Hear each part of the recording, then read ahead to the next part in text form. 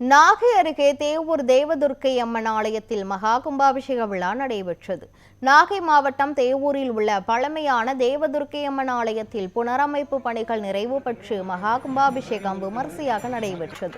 இதனை அடுத்து சிவாச்சாரியார்கள் கலசங்களை சுமந்து வந்து வேத மந்திரங்கள் ஓதியபடி கோபுர கலசங்களுக்கு புனித நீர் ஊற்றி மகா கும்பாபிஷேகம் நடத்தினர்.